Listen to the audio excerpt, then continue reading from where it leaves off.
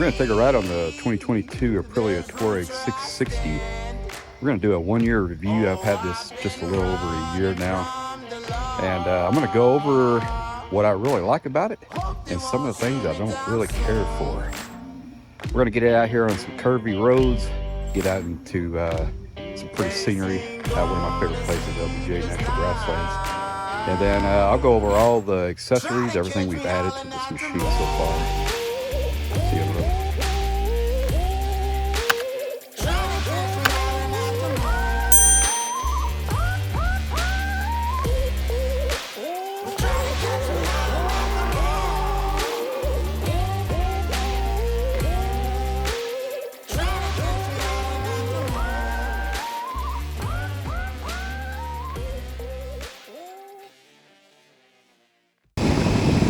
So we were kind of northwest of Fort Worth, Texas, just south of Decatur, Texas.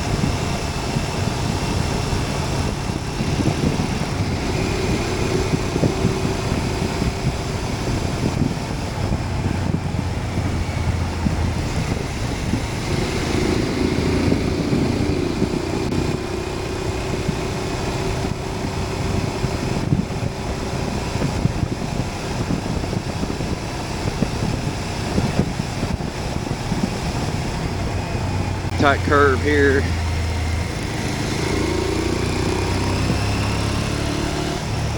So we're in fourth gear.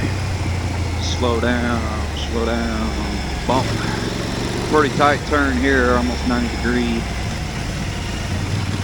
It's kind of like a slalom here. And that truck is right up there, so it's a good thing we weren't going real fast.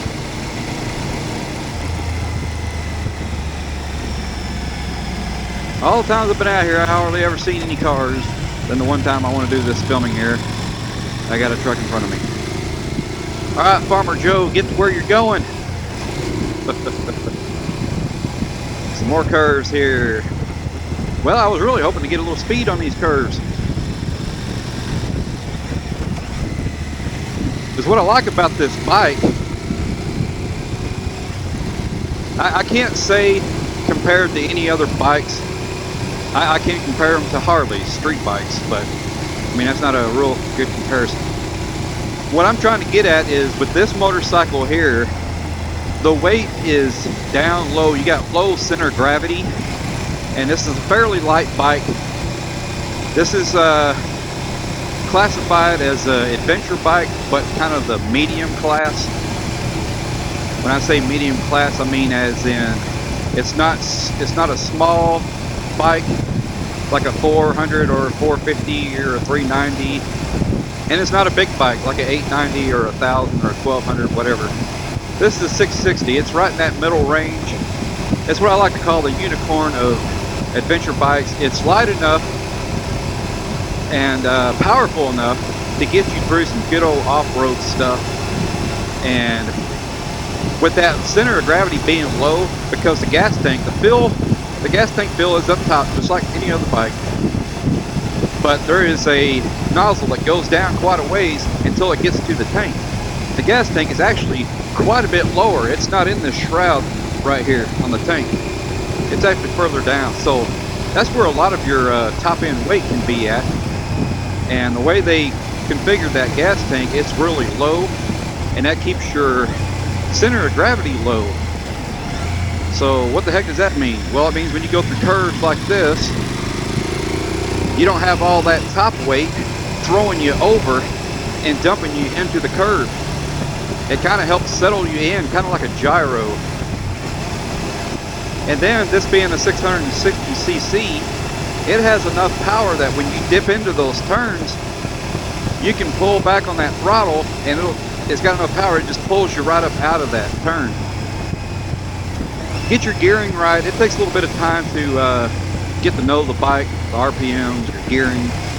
So we're going to dip down in this curve here, and we got a lot of power. We got a lot of power to pull ourselves up out of there.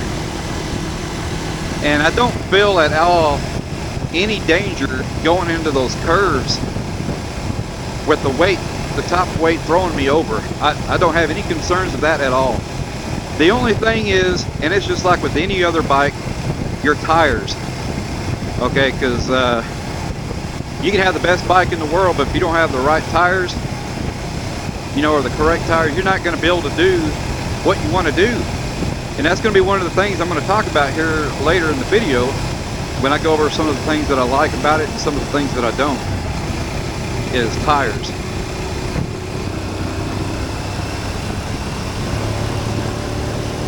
So I'm in 6th gear, and I just pulled back on the throttle there, and we pick up speed really quickly. This is a powerful enough bike. You're going to be able to keep up with those big BMWs, those big KTMs out on the highway.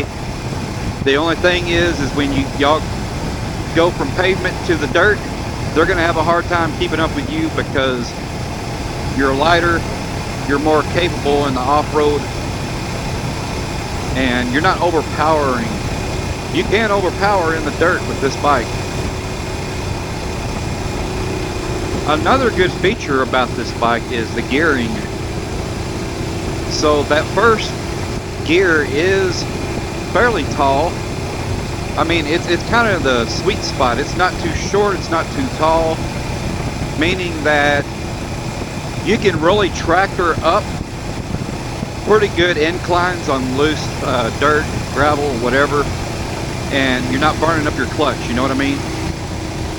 Some of your bigger dirt bikes, like I have a 450 KTM, I mean, you really, if you're going to trail ride and go through some technical stuff with that big bike, you're clutching the whole time. On this one here, you just put it in first gear and you can really tractor it down pretty slow and without killing the bike. Just a little bit of gas and you got enough power to get through some sand or whatever, get up an incline.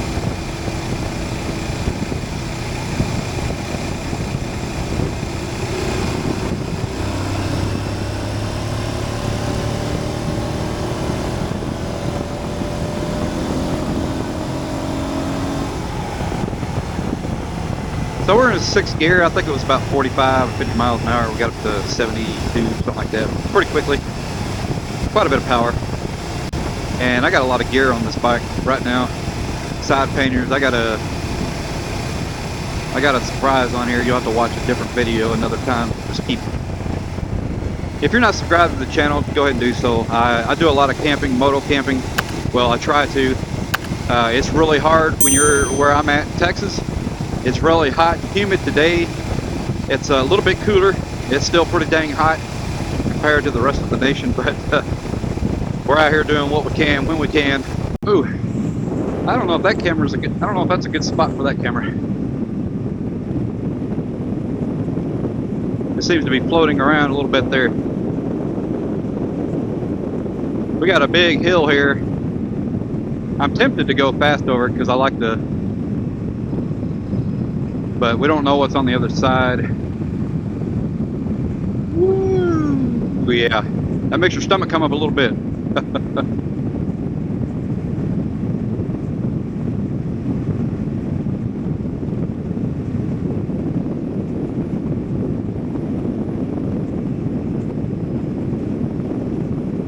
One other thing I like about this bike,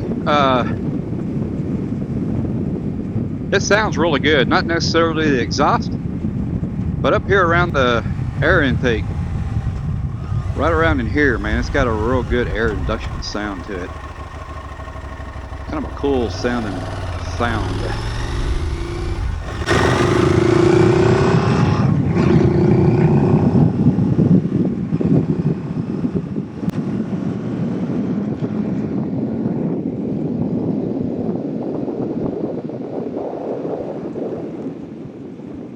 I don't want to lose this camera up here. The camera's floating around pretty good.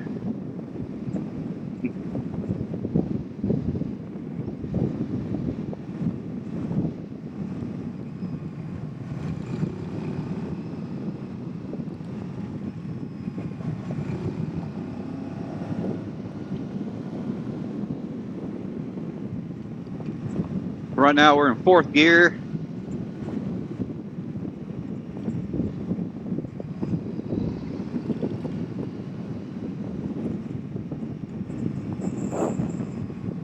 Another thing I like about this is the suspension. So the rear suspension does have an adjuster, soft to hard, and it's a dial. It's a little knob about like that. It's a dial, and you twist it, and then you can hear a full click of the suspension. And so if you have extra gear on, like I do today, then you can harden that up so you're not so bouncy. Just kind of firms up the ride for when you got a bunch of gear, say like camping gear. And then if you're just like ripping around and you don't have any your panniers on or anything like that, you can soften that up. So it's really versatile, that suspension that you can do that with. The front one, I know you can adjust it somehow. I'm not sure. I haven't really messed around with it yet myself, but as I'm looking at it, I know it has soft to hard, and I think it's just like a flathead. You can just put a flathead on there and just kind of twist it. I think it's pretty much the same as what the rear suspension one does. I do feel like my front suspension is a little bit soft, so I think at some point later today I might go ahead and just kind of toy around with that and see if I can't firm up that front end. So now we're going to go under 287. This is a really cool route, and I was able to discover this route via the Zumo XT2, and one of my subscribers, he's pretty much a friend now. We don't get to ride as much because it's so dang hot. He was kind of telling me about that little route because he doesn't live very far from me.